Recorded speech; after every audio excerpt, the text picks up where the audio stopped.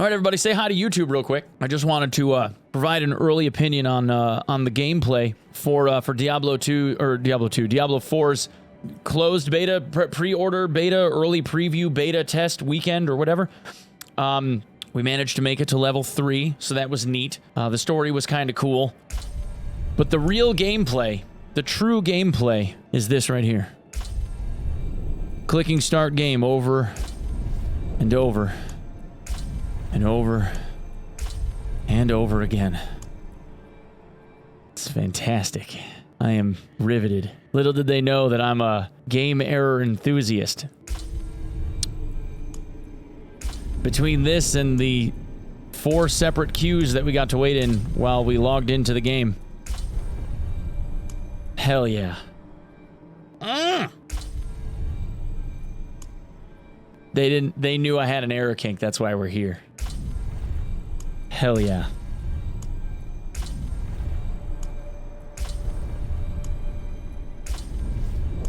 You guys are gonna have nightmares about this sound right here.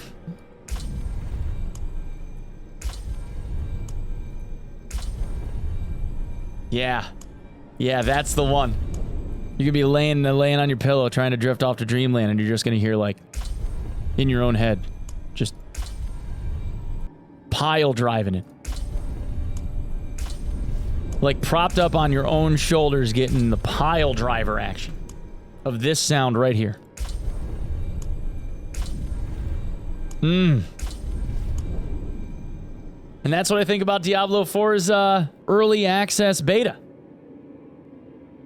Look, to be fair, I realize that everyone and their brother, and probably, you know, their brother's best friend, is probably trying to log in to play the game at the same time at this very moment. I get that. And I get that when it comes to game rollouts like this, they always underestimate server capacities that they figure they will need because companies try to save expenses on massive floods toward wanting to play a game like this. So that way they don't have to weather the extra expense. And they know that it's going to be like this big spike of people that want to try and play the game, and then it drops off. And then long term, it ends up being some smaller percentage of the number of people that initially tried to play their game.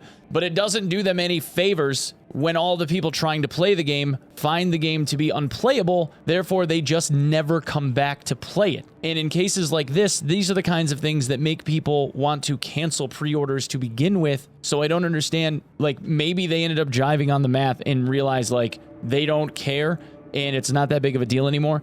But at this point in time, for a game like this, which is much like a game like Poe, which is predominantly a single-player experience, the part that I don't understand is why, aside from global chat, or if you are somebody that decided that they wanted to play with a friend, why is there the constant phoning home for DRM-related stuff? You could just wait until the session ended and then nuke somebody from orbit if they were doing something sus.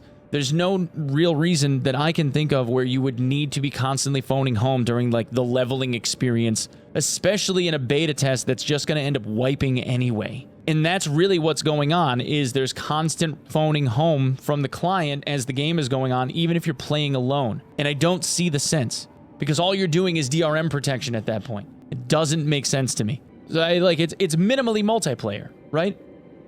Most people that are going to be trying to play this are going to be playing by themselves. That's kind of like how these ARPGs are typically played. And, like, yeah, you can play with your buddies or whatever, but ARPGs kind of dissuade you against from the playing in a multiplayer experience, like on teams and whatnot during the leveling phase, because unless you guys are, like, right next to each other doing the exact same stuff at the exact same time, somebody ends up ahead, somebody ends up behind, and there are incentives to maybe group with buddies that are, like, lower level than you, but in most cases you're redoing content that you had already done and you're trying to progress yourself, so why would you go back? Unless you're just trying to be a friend, which is cool, but you're not getting anywhere for yourself and your own character. You're not experiencing anything new, and that's kind of the point. I just don't see the sense of a game that's predominantly made to be a single-player experience, even though there is online elements where you're constantly checking with the server to be like, are you still there? Are you still there? Or what are you doing? You know, like, it doesn't make sense.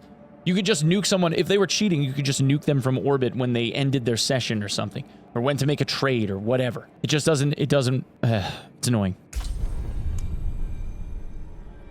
So yeah, there's my game review. Hopefully they can get the thing in relatively working order and we'll be able to actually play it.